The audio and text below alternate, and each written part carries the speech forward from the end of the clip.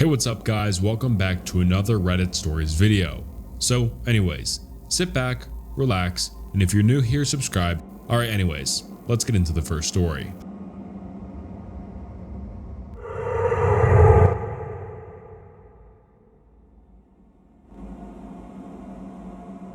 Oh, before I forget, man, I was wondering if you could help me with something. The cashier, an acne-riddled kid who looked to be in his late teens or early 20s, looked up from shoving the bag of potato chips, 2 sodas, and a pack of Lucky Strikes into a plastic bag.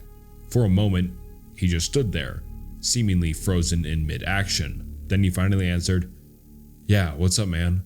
I let out a barely perceptible sigh. I had been half afraid that I would be told to take a long walk off a short pier, to put it politely. Feeling relieved, I reached into my back pocket for what was there. You see, I seem to have, well, sort of gotten lost out here. I decided to take a late night drive and ended up getting turned around on all of these 2-lane back roads. I unfolded the map and set it on the counter so he and I could both see it before continuing. So I was hoping you could point out on here roughly where we are, and more importantly, the way to get back to the main road. There was another long stretch of silence, and then the kid began to laugh, softly at first and then louder. "Dude, a paper map?" He managed out between wheezes. "Are you for real? What year do you think this is, 1993? For my part, I simply let out a resigned sigh.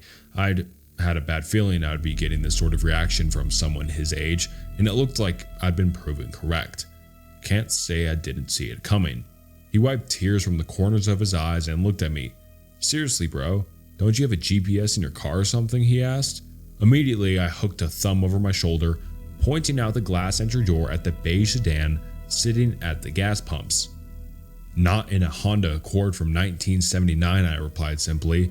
As he looked behind me out the door, I could see he wanted to make another quip, probably something about how I should buy a newer car or something.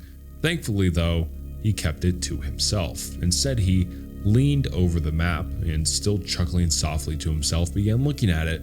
A few moments later, he snapped his fingers. "Ha! I still got it," he said proudly, then pushed his finger down near the middle of the map and looked up at me. "We're right about here, roughly 6 or 7 miles outside Placer." I leaned over the counter to see as he drew his finger away. "Here?" He nodded, and I pulled a pen out of my pocket, circling the area as a reminder once I left, then examined the map further. "Okay, so it seems I could take more than a few roads to get back to Interstate 5, right?" The kid nodded again, clearly already bored with the unusual interaction by the slightly annoyed look which had begun to cross his face. "Sure," he said simply, then placed my bagged items on top of the map. "That'll be $14.50 for this and $28.50 for the gas." I reached into my pocket and pulled out my wallet, withdrawing 320s and handing them to him. The register let out its trademark ding as it shot open, and he placed the bills in it before pulling out and handing me my change. Placing it and my wallet back into my pocket, I picked up the bag and folded the map back up. "Thanks for the help," I said as I turned to head out the door. "Yeah, no problem," I heard him mutter at me as I crossed to the front door and pushed it open. A small bell hung from the inside handle jangled as I stepped outside and let the door swing shut behind me. The sounds of the refrigerators humming and the fluorescent lights softly buzzing was replaced by those of a summertime forest at night. Crickets and cicadas buzzed loudly in the grass around the store, almost overwhelming the buzzing sound of the lights over the pumps. The sound of an owl hooting loudly echoed through the trees, followed by the loud call of what had to be an elk. I inhaled the clean air before heading down the steps for my car. Pulling open the driver's door, I took one last look around before dropping into the driver's seat. "So, did you find out where you are?" asked a voice from the passenger seat. For a split second, a wave of confusion and panic swept over me, and I spun in my seat. It was immediately replaced by a wave of embarrassment, amplified as my friend began to let out a deep laugh. "Dude, were you in there for that long that you forgot I was out here waiting for you?" Not wanting to admit I had just done that, I shook my head. Nah bro, not that. Just dealing with the kid in there was a major headache. He nodded sympathetically. Craig was one of my close friends. Ever since we met each other, we'd immediately clicked, and had stuck with each other from that point on. And one thing that we both loved to do was take late night drives to nowhere, simply driving around with no destination in mind, listening to the radio and occasionally sharing a joint one of us would buy. This is the first time we've ever gotten lost though. I reached into the bag, pulling out the bottle of Mr. Pibb and handing it to him. "Here," I said simply, before pulling the Lucky Strikes out and chucking the rest into the back seat. Pulling the key from my pocket, I slid it into the ignition and turned it, the car's buzzer sounding as the dash lights came on. A moment later, the inline four quietly rumbled to life with its traditional burble. Tearing open the package, I pulled a cigarette from the pack and struck it into the corner of my mouth before reaching to push in the car's cigarette lighter. As it did, I shot a glance back towards the store and froze. A small shiver shot down my spine as I realized the kid was standing at the door and staring out at us. What the actual hell? Craig caught my gaze and turned to look at himself. Dude, what the hell is his problem? I shook my head as the lighter popped back out, signaling it was ready to use. I pushed the glowing red coil against the tip of the smoke for a moment until it was lit, then placed it back into its slot. I pulled it from my lips and exhaled a cloud of smoke before answering, feeling more than a bit unnerved. I don't know, but honestly man, that's more than a bit creepy. I shot one last glance. The kid hadn't even blinked once. He was just staring with an off-putting intensity out the glass. "Come on, let's get out of here," Craig said, echoing the thoughts swimming through my mind. I put the car into first gear and eased off the clutch, the car beginning to roll forward. Out of the corner of my eye, I saw him turn and shoot the bird at the kid as we slid out from under the lights into the dark. I turned the car left and began heading the same way we came. Well, the good thing is, yeah, I did find out where we are. I pulled the map from my pocket and handed it to my friend. I heard him fumbling for a moment, and then a small flashlight clicked on as he aimed it at the map. "Dude, how did we make it almost as far east as Placer?" he asked, with a slightly astonished tone. "Longer drive than normal, I guess," I answered, rolling down my window to flick the ashes from my smoke out. I shot a glance at the analog clock on the dashboard. 2:45 it read. I let out a small sigh. Great, Vanessa is likely worrying up a storm about us right now. Me especially. Ever since we'd started dating 5 years ago, my girlfriend had always been rather apprehensive about my habit of taking long, late-night drives when I couldn't sleep. She always feared I'd get into an accident, either with another car, wrap my Honda around a tree, or hit an animal. Most of the time, I would come home to find her sitting up, waiting for me. Worry clearly etched into her beautiful sapphire eyes.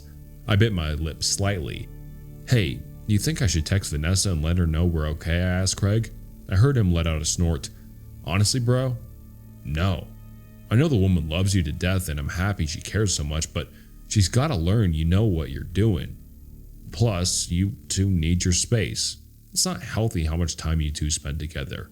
I flicked the remnants of my cigarette out the window and let out a snort of my own. "It's called being in love, dude. You should try it sometime," I joked, causing him to let out a laugh. "Nah, thanks. I enjoy being single too much." Shaking my head, I stared out the windshield as the headlights guided our way. I felt a slight sense of unease creep up upon me as I watched the two-lane road stretch out before us, the moon in the sky almost completely blocked by the trees over our heads. I hadn't seen another car on the road for 2 hours at least. "Well, what'd you expect, Derek? You drove into the boonies. There's only ghost towns out here. Why don't you try driving all the way to Idaho next time?" Shaking my thoughts away, I fumbled in the center console for a moment before pulling out a mixtape. A bit of music would help me feel better. I pushed it into the car's cassette player and hit play. A moment later, the pounding bass and synths of Dance with the Dead's That House began blasting from the speakers. Craig let out a whoop of excitement. "Dude, yes, that's the kind of tunes we need for a drive like this." He rolled down the passenger window, sticking his head out the window to whoop and holler into the night. I shook my head. unable to keep from grinning at his antics. Friggin' goofball. The playful mood helped settle my mind, and I felt myself relax into the seat, the tension flowing out of my body and out the window. For a few moments, that's how things went. The road stretching out ahead of us and then disappearing into the blackness behind us, the music blasting out from the radio, and the soft roar of the engine in the background. I shot another look at the backlit clock. Now it read 5 minutes to 3. We should be at the highway in a minute. The thought released the last wisp of tension in my body and fumbled into the back seat for the bag, catching it with the tips of my fingers. I pulled my bottle of soda from it and, holding the bottle to the steering wheel, cracked the cap. I lifted it to my lips and took a swig, taking my eyes off the road for a split second to tilt my head back. I looked back at the road and nearly spit it all onto the windshield. In the second I'd stopped looking, a figure had stepped onto the road. "Fucking hell," I shouted, jamming my feet on the brake and clutch as hard as I could. The rear wheels of the car locked up, and the ear-piercing sound of squealing tires filled the cabin. To my horror, the tail end of the car began sliding out. Oh hell no no no no no no no! For a few seconds, the world around us became a blur of shapes and colors, and I feared at any moment we'd smash into a tree or begin rolling. Thankfully, the car finally came to a stop with a screech of protest from the suspension. We were facing back the way we'd come. I could tell from the black lines on the road, which had once been the rubber of my tires. I gripped the steering wheel with almost a death grip, my heart furiously pounding in my chest. My breaths came in short, ragged gasps. There was no movement in the car for a few seconds, before Craig reached forward and snapped the music off.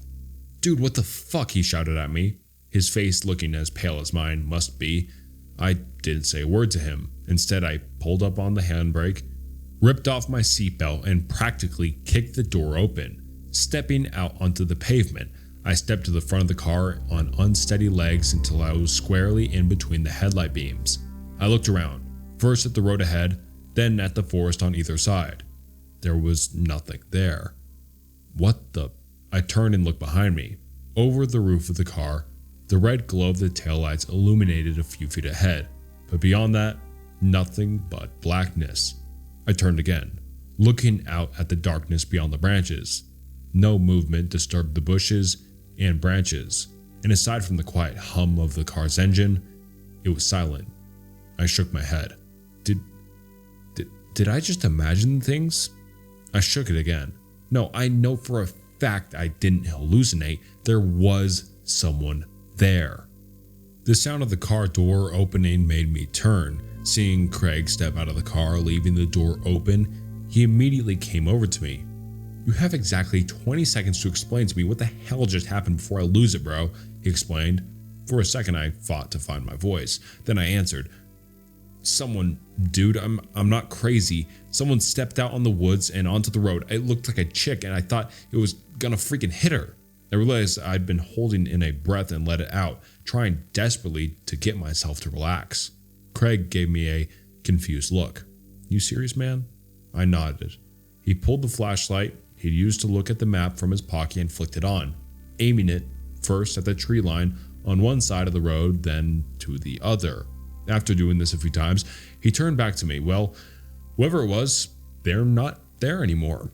His brow furrowed. "But why would a chick be out here in the middle of nowhere?" he muttered, more to himself than me. I still answered, "I don't know, man. It's frickin' Josephine County. For as many good people live out here, there's also a bunch of weirdos." I heard my friend let out a snort of laughter and reply, but something had caught my attention, a feeling which had slammed into me with all the weight of a Peterbilt. The feelings of eyes boring into the back of my skull. I spun around, looking back towards the car and seeing nothing there, but the feeling remained, and I didn't like it one bit, especially when the feeling came again, this time from the direction I'd just been facing a moment ago. Realization dawned on me, and I felt a shiver shoot up my spine, along with a flicker of fear. "Oh shit," I whispered. Craig turned to look at me. "What?" he asked. Seeing the look on my face, he repeated, "What?" I looked up at him, speaking with a bit of a weak voice. "Let's get back in the car. Right now." He didn't argue. Thankfully, he was already moving for the open passenger door, and I matched his pace as the feeling of being watched intensified, as if someone were rapidly approaching from the woods. Oh hell. I broke, first into a run, then a full sprint for the last 10 feet, tearing at the door handle and practically launching myself into the driver's seat, slamming the door closed behind me. I jammed down on the door lock, seeing Craig do the same. He turned to me, his face hidden in the dark, but his voice giving a perfect mental image of it. "What the hell was that, man?" The tone of it gave away the fact he'd felt, even for the briefest of moments, the same feeling of dread and fear I'd have. You remember those videos of people driving on empty roads in the middle of the night only to have someone step into the road and get them to stop, I asked? A sharp intake of breath came from the passenger seat before he answered, finishing my thought. "And then a bunch of people spring out of the woods trying to ambush them? Oh hell no." My thoughts exactly. Time to friggin' leave. I released the parking brake, pulling on my seatbelt and jamming the car into first gear. The tires chirped as I hit the gas, and a moment later, we were accelerating away. As we did, the feeling of being watched rapidly fell away to nothing, and I allowed myself to let out a relieved sigh. We drove in silence for another few minutes before I finally spoke again. "I think we're in the clear, man." Craig let out a soft laugh. "Thank fuck for that." I nodded, then reached for the soda, which had fallen, wedging itself by the parking brake. Snatching it up, I uncapped it and took another swig, the still cool liquid feeling amazing going down my throat. Recapping and dropping it behind me in the back seat, I let out a laugh of my own. "I don't mean to be a Debbie Downer, Greg, but I think after this I may take a bit of break from late night drives for a bit. This just got under my skin too much." For a few moments longer than I thought, there was nothing, and then he answered, "As much as that sucks, bro, I can understand. No problem at all."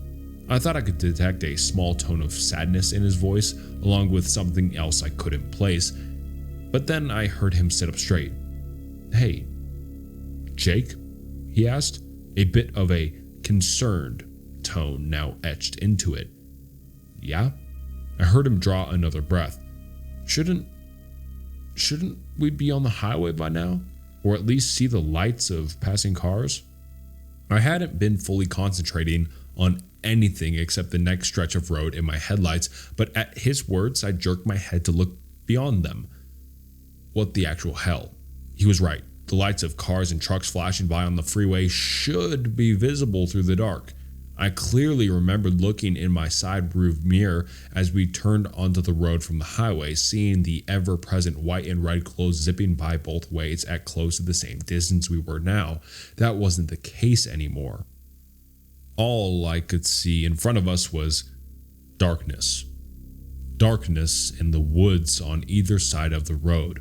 For a moment, I lifted my foot off the accelerator, letting the car slow down a little bit as my brain whirred. He's gotta be mistaken. Hell, I've gotta be mistaken. We just haven't gotten close enough to the highway yet. You know these old roads, Derek. They often end up longer than they first look. Feeling somewhat relieved by the thought, I said it out loud to Craig. He nodded, but I could tell he wasn't completely convinced. And for that matter, as much as I repeated it mentally to myself, I couldn't completely convince myself either. It was as if seeing this woman step in the road had shaken me more than I'd first thought. Pushing back down on the gas, I shifted into fourth gear and watched the speedometer flirt with 55 miles an hour. For a few more minutes, neither one of us saw anything as we drove in silence, and then Craig let out a cry. "There, a light!" For a moment, a surge of hope welled up inside me, and I craned over the steering wheel looking to see the highway. It was dashed as I saw it. It was only a streetlight, standing solitary guard on the side of the road like a sentry. Beneath it stood an old, worn sign which seemed to have been shot at many times with both BB pellets and actual bullets. I slowed the car some as it came towards us so I could read it. and felt a wave of confusion fall over me. Golden. 2 miles. The fuck? Craig breathed out as he read the sign. It passed by us, the streetlight momentarily bathing the interior of the car in light and showing the confused, worried look on his face. How the hell did we end up by Golden? Golden is a ghost town, one which attracts visitors every year to check out the standing buildings. It was a mining town which had a population of a few hundred people, but once the prospects dried up in the mid to early 20th century, it became the ghost town it is today. Its biggest claim to fame nowadays was being featured on Ghost Adventures a few years back. Craig repeated his question, but I wasn't able to answer him. My thoughts were racing inside my head. There's no freaking way. Golden is miles to the north of Placer. There are no roads connecting the two areas from what I saw on the map. Not to mention we've been driving in a straight line since leaving the gas station. I honestly don't know, man, I finally answered, my voice conveying how rattled I truly was.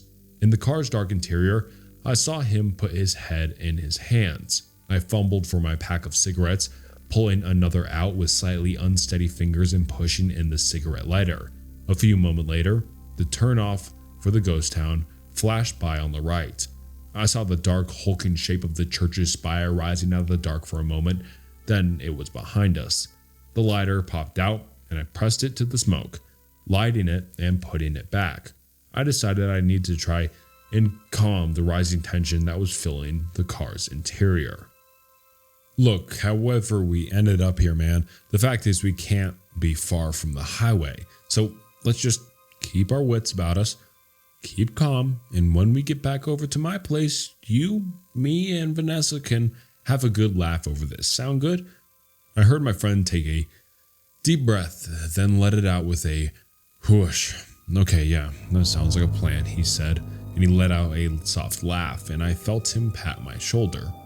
Thanks, Derek. You're a seriously good friend. Glad I've got you.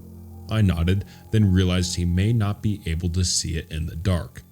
No problem, man, I said. I looked at the clock. 3 a.m. Only 5 minutes had passed since I'd looked at it, and yet it felt more like it'd been 30. Time seems different when you're stressed. For a few minutes there was only darkness, and then a light appeared in the distance. Ha! There we go, I exclaimed. I waited to see the sign for the on-ramp appear, and felt a shiver shoot up my spine as the sign for Golden flew by again. That's... What? Craig didn't say anything, but I felt him stiffen in the passenger seat, showing he'd seen it as well.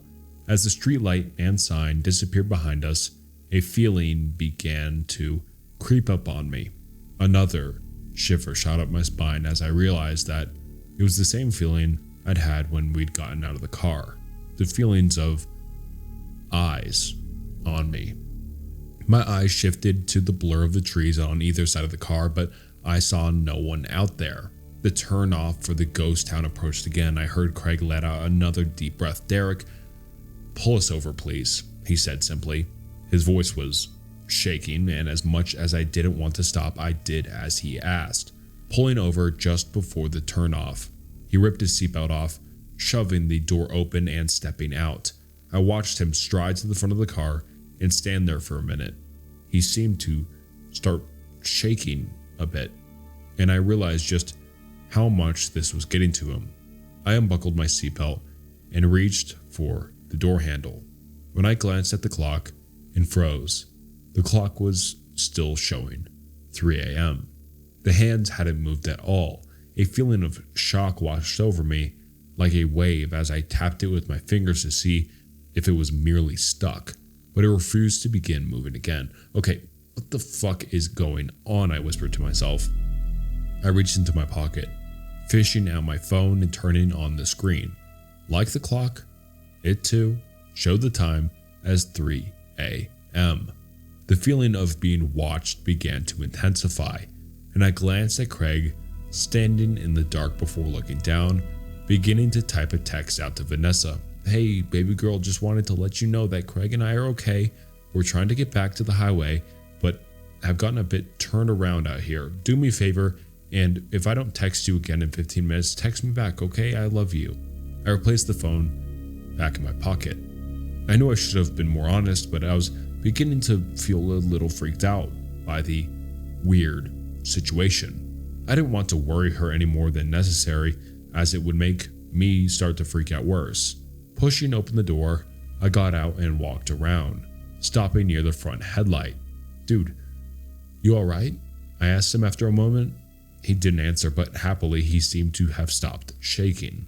I repeated my question. When he didn't answer my second and third calls, I began to feel a new sensation creep up on me. A potent mixture of dread and fear.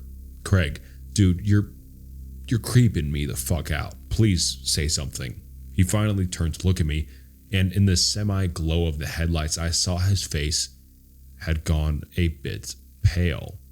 He raised his finger and pointed, saying only one word. Look.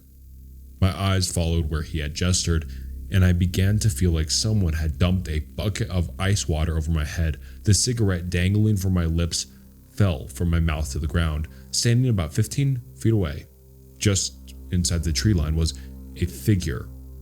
It was drenched in gloom, but with a gasp I realized it was the same woman who'd nearly caused me to wreck. Oh, fuck me sideways, man. I swallowed, finding my voice. We should get back in the car, Craig. He nodded almost immediately. I think you might be right, he answered, his voice wavering. Not taking our eyes off the figure, we slowly backed up until we reached our respective doors and climbed in. I didn't even bother putting on my seatbelt. I just jammed the gear shifter into the first and floored it. Dirt and gravel kicked up behind us and the car shot forward onto the road. This time I didn't let up on the gas. I kept my foot hard down, the engine beginning to roar as I shifted into third and fourth. The speedometer reached 60 as I shifted into fifth gear, the feeling of being watched intensifying with each passing second. I prayed that I would see something, anything ahead of us, an intersection, a house, a freaking out-of-use payphone for fuck's sake. And then my blood turned to ice as a light appeared ahead of us, the exact same one as before, with the sign underneath. My eyes flickered to the clock and terror shot through me as I saw it was still frozen at the same time. This isn't good, bro, Craig said from the passenger seat. I agreed with him, but didn't say it out loud. I kept my foot to the floor, the speedometer now hitting 80. The turnoff appeared again, and what I saw made me want to scream. The woman had gotten closer to the road, and she wasn't alone anymore. Behind her, I saw others, the outlines of other people, dozens, possibly more. They all stood facing the road, watching us fly by, and then they disappeared into the rear view mirror.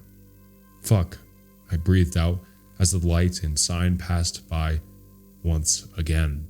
This time, the mass of people had gotten even closer to the road. The woman stood in front of them all, and for a split second, the headlights illuminated her. Another flash of ice shot through my veins as I saw the river of blood pouring down the front of her nightgown, one that looked to be decades old. What the hell do we do? Craig asked me, his voice steady, yet filled with fear. The same I felt. I just shook my head. I don't know, man, was all I could say. The streetlight began to appear again when I felt my phone vibrate in my pocket, causing me to nearly slam on the brakes in surprise. I fumbled in my pocket for it, seeing Craig look over at me. I texted Vanessa when we stopped, told her to reply in a few minutes. Now I think I'm going to tell her to call the cops or something. He didn't reply, instead turning to look out the windshield at the approaching light. Flickering my eyes from the phone to the road and back, I forced myself to not look at the turnoff as we zoomed past the lights. I didn't want to see how close those ghosts, demons, whatever they are, had gotten to the road. I flipped my finger, pushing away the lock screen and tapping on the messenger icon as the light began to appear once more. Vanessa's message automatically opened, and for a moment relief like I'd never felt surged through me at the small bit of normalcy I had in my grasp. I froze. I didn't even look up at the road. I couldn't. My eyes were locked on a single sentence, reading and rereading it. A wave of confusion passed over me, enough I spoke aloud. The fuck? Craig spoke up. What What'd she say? I didn't answer him.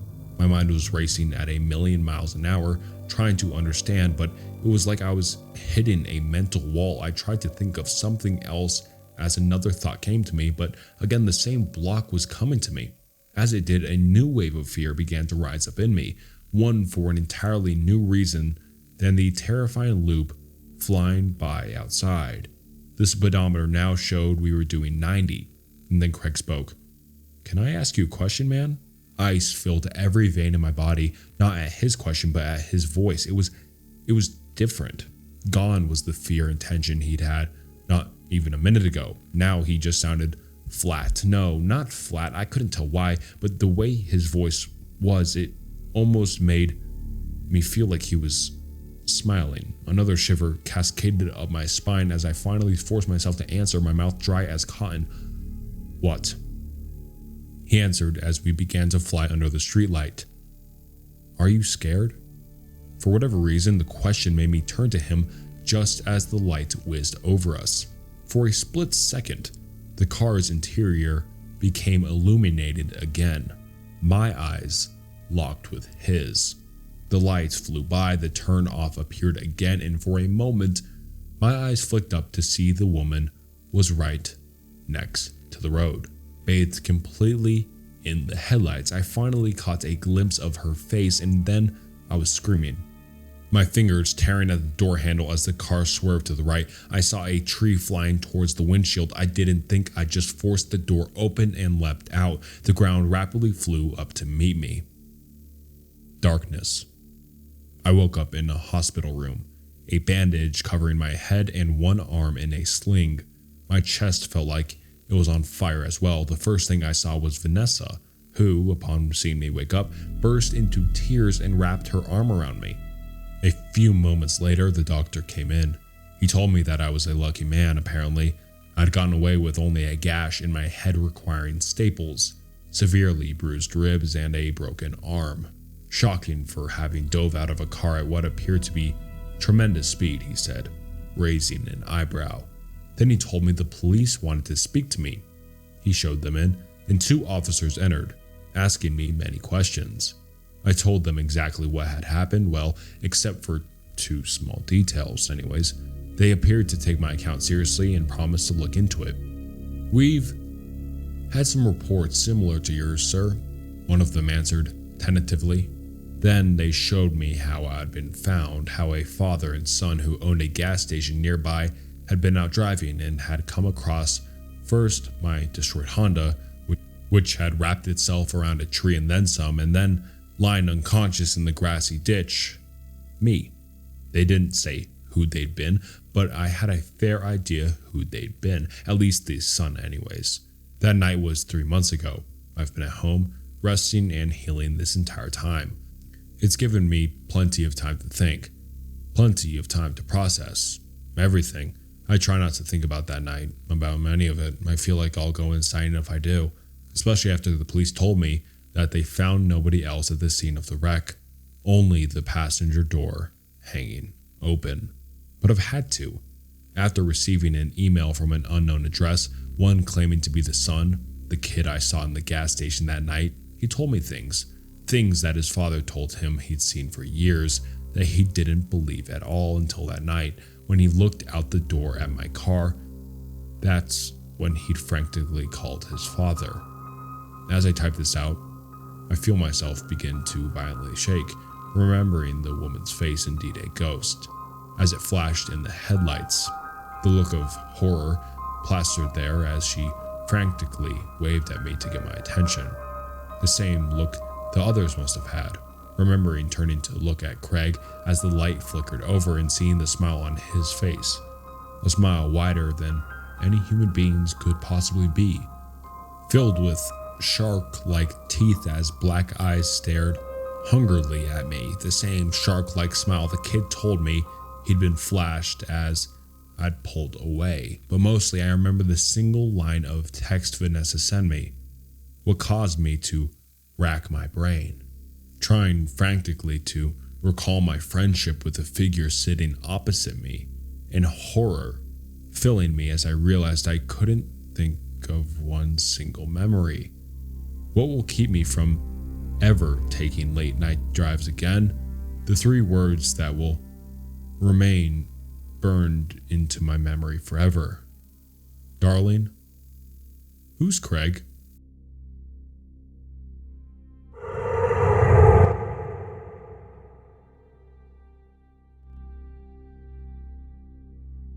Hi, never posted before, and not quite sure if this is the right place, but here we go anyways. This is one of the scariest things to happen to me as a kid, and it has always stuck out to me. It was about 10 years ago, and I was 9 years old. I had just moved back to California with my family. We were to be living with my grandmother in a cramped 2-bed, 2-bath, and I was excited. My grandma was an older, pretty religious Filipino woman, a converted Hindu and faithful Catholic. I'm not sure if that's a contradiction because I don't know much about either religion, but her house had lots of shrines, candles, paintings of Jesus and Hindu gods, and this overall weird energy I could palpably feel as a kid. It's important to note that I now consider myself a very open person, someone who may unknowingly attract these sorts of occurrences. This may not be important to the story, or maybe so, I'm not entirely sure. But as a kid, I would hear music and voices whispering to me, as well as smell strange things when triggered by certain words. At the time of this event, this was something I was used to and knew about myself. Because of this, I had some interest into Wicca and the occult, not as much as I would later have because I was still a child, but enough to often sit on the floor of my aunt's dimly lit and cramped room and look at her books on witchcraft. I don't know when and why, but around that time, I began to have super strange, frequent, and all-encompassing thoughts of the devil and demons. Like it would always be running through my mind, and I would comfort myself by remembering to recite some of the Hail Mary my mother had taught me. My aunt's room had a really creepy, suffocating feel to it, but I'd always spend time alone up there even though I felt as if I were something watching me. I could place the energy, gaze, I guess, coming from in front of her closet. My aunt is mentally ill and at the time was not on meds, so her room was filled with stuff, but especially the closet. It was always open, about a couple feet or so, with lots of her things kind of stuffed in and falling out. And it was always pitch black on that side of the room, especially in the closet from what I could see. I slept up there with her and was so jumpy and afraid all the time that I couldn't even shower by myself. One night, my aunt goes out with my mother, my little brother, and I go to sleep on her bed. I remember I was so afraid, and I couldn't stop staring at this creepy, green fairy thing that my aunt had hung from a string near her bed. It always seemed to sway, and I felt that when I looked in its eyes, it was sentient or something. I was in between my mom and brother, but sleeping the opposite way from them at their feet, staring at this space near the closet. I went to sleep, and in my dream, woke up. I sat straight up and felt such dread and fear I'll never forget. In the dream, I tapped my mom awake, and she looked at me in surprise. She said, "Ayana, you're bleeding." I then felt my nose and realized blood was dripping from it. Then my eyes, my ears, and my mouth. I got super freaked out and said, "Mommy, I've been thinking about the devil a lot." And something along the lines of how I couldn't stop and was really scared. But by the time I was done talking, she'd actually laid back and gone back to sleep.